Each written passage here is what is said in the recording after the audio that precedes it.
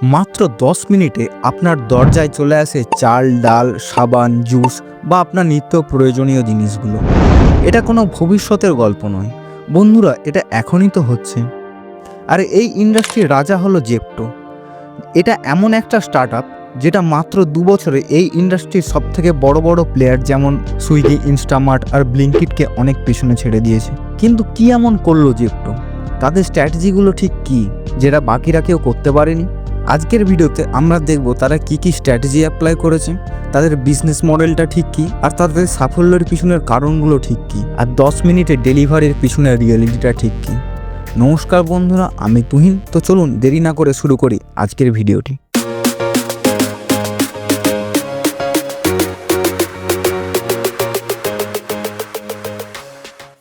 Zepto শুরু হয় 2021 সালে। এর প্রতিষ্ঠাতা দুজন, আদিত আর কাইভাল্য। এরা দুজনে স্ট্যানফোর্ড ইউনিভার্সিটির কম্পিউটার সায়েন্সের স্টুডেন্ট ছিল। পড়াশোনা সেরে তারা যখন ভারতে ফিরে আসে তখনই তারা জেপ্টোকে শুরু করে। হয়তো অনেকেই ভাবেন যে জেপ্টোর পিছনে লুকিয়ে আছে হয়তো বড় কোনো কোম্পানির হাত। জেপ্টো শুরু হয় একটা সমস্যার সোজা সমাধান নিয়ে। লকডাউনের সময় তারা দেখলেন যে মানুষজন বাড়ি থেকে জিনিসপত্র ঝটপট পেতে চায়। তখন তারা জেপ্টোকে শুরু করার চিন্তাভাবনা করেন। তাদের লক্ষ্য ছিল হাই স্পিড ডেলিভারি করা আর হাই রিলায়েবিলিটি প্রোভাইড করা আর স্লিক ইউজার এক্সপিরিয়েন্স দেওয়া। এরপর আসি তাদের বিজনেস মডেলটির ওপর। জেপ্টো যে বিজনেস মডেলটি ব্যবহার করে তার নাম হচ্ছে ডার্ক স্টোর মডেল। এইবার আপনারা বলবেন এই ডার্ক স্টোর মডেলটা কি? দেখুন, ডার্ক স্টোর মানে এমন একটা গোদাম যেটা স্টোরের মতো দেখতে হলেও সেখানে গ্রাহক প্রবেশ করতে পারে না। এই স্টোরগুলো সিটিগুলোর মধ্যে ছোট্ট ছোট্ট এলাকাতে ছড়ানো থাকে, যার কারণে জেপ্টো মাত্র 1-2 কিলোমিটার ব্যাসার্ধের মধ্যে খুব তাড়াতাড়ি ডেলিভার করতে পারে পণ্যগুলিকে, আর ফ্রেশ পণ্যও স্টক করে রাখতে পারে। আর তাদের কষ্ট অনেকটা কমে যায়, কারণ বড় স্টোর বা ভালো লোকেশনের জন্য তাদেরকে পে করতে হয় না। এরপর আসি ব্লিঙ্কিটের ওপর। দেখুন, ব্লিঙ্কিটের আগের নাম ছিল গ্রোফার্স। তারা জেপ্টোর অনেক আগে থেকেই ছিল মার্কেটে, কিন্তু তারা বারবার তাদের বিজনেস মডেল বদলেছে। প্রথমে তারা 90 মিনিটে ডেলিভারি দিত, তারপর সেটাকে 15 মিনিট করলো, আর তারপর 10 মিনিট করলো। ব্লিঙ্কিটের সব থেকে বড় ভুল ছিল তারা ব্যবসাটিকে খুব তাড়াতাড়ি স্কেল করে ফেলেছিল কোনো ডার্ক স্টোর নেটওয়ার্ক ছাড়াই। 10 মিনিটে তারা ডেলিভারি দেওয়ার প্রতিশ্রুতি করে দেয় কাস্টমারদের, কিন্তু তাদের ডেলিভারি অনেক লেটে পৌঁছতো। তাই জন্য কাস্টমারের এক্সপিরিয়েন্স খারাপ হতো, তারা রেগে যেত।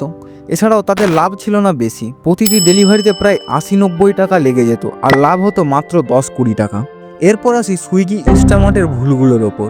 সুইগি, ইনস্টামার্টের কাছে টাকার কোনো অভাব ছিল না, কারণ সুইগি অনেক দিন থেকেই ফুড ডেলিভারি সেক্টরে রাজত্ব চালাচ্ছে। তাদের মেন ফোকাস ছিল ফুড ডেলিভারির ওপর, গ্রসারি প্রোডাক্টের ওপর নয়।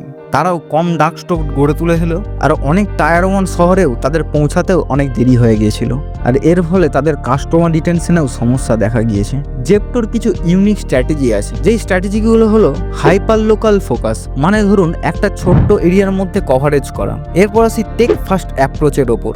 দেখুন, তাদের অ্যাপ হলো অত্যন্ত দ্রুত, তাই জন্য কাস্টমারের কোনো সমস্যা হতো না তাড়াতাড়ি ডেলিভারি পাওয়ার জন্য।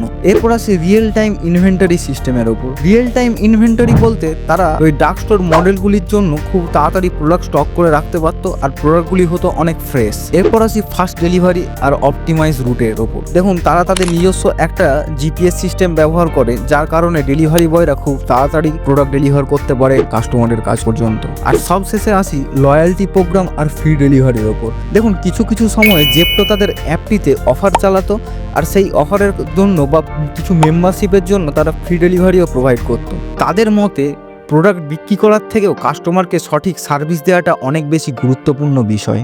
এরপর আসি তাদের ফান্ডিং ওপর। তাদেরকে কারা কারা ফান্ডিং করেছে সেটাই এখন দেখব। জেপ্টোতে এখন পর্যন্ত Y Combinator, Nexus Venture Partner, Glade Brook Capital আর স্টেপস্টোন গ্রুপ আর মতিলাল ওসওয়ালের মতো বড় বড় কোম্পানিগুলো ইনভেস্ট করেছে। 2024 সালে তারা $200 মিলিয়ন ফান্ডিং পায়, আর তাদের ভ্যালুয়েশন হয়ে গিয়ে দাঁড়ায় $1.5 বিলিয়ন। আর এখন 2025-এ তারা তাদের নিজেদের আইপিও লঞ্চ করতে চলেছে খুব তাড়াতাড়ি। কিন্তু সব কিছু এত মসৃণ নয়, জেপ্টোর কাছেও রয়েছে কিছু চ্যালেঞ্জ। যেই চ্যালেঞ্জগুলো হলো তাদের প্রফিটাবিলিটিতে অনেক সমস্যা দেখা গিয়েছে, আর ডেলিভারি পার্টনারগুলোর ওপরে অনেক প্রেসার রয়েছে। অনেক টায়ার 2 শহরগুলোতে তারা এখনও পৌঁছাতে পারেনি। এছাড়া মার্কেটে তাদের নতুন কম্পিটিটর এসেছে, যেমন ডুনজো ফর বিজনেস। জেপ্টো প্রমাণ করে দেয় এক্সিকিউশন আর কিছু ডেটা ডিফেন্স সিদ্ধান্ত নিলেই দানবীয় কোম্পানিগুলোকেও হার মানানো যায়। জেপ্টো শুধুমাত্র একটা ডেলিভারি অ্যাপ নয়, এটা এক্সিকিউশনের একটা মাস্টারপিস হয়ে দাঁড়িয়েছে বর্তমান যুগে। বন্ধুরা, আপনারা যদি জেপ্টো ব্যবহার করে থাকেন তাহলে অবশ্যই কমেন্টে জানান তাদের সার্ভিস আপনাকে কেমন লেগেছে। ভিডিওটি দেখার জন্য ধন্যবাদ বন্ধুরা। একটি লাইক করুন, শেয়ার করুন বন্ধুদের সাথে, আর আমার চ্যানেলটিকে সাবস্ক্রাইব করুন, কারণ আমি প্রত্যেক সপ্তাহে নিয়ে আসি এমনই রিয়েল অথেন্টিক কন্টেন্ট। দেখা হবে পরের সোমবার। জয় হিন্দ, বন্দে মাতরম।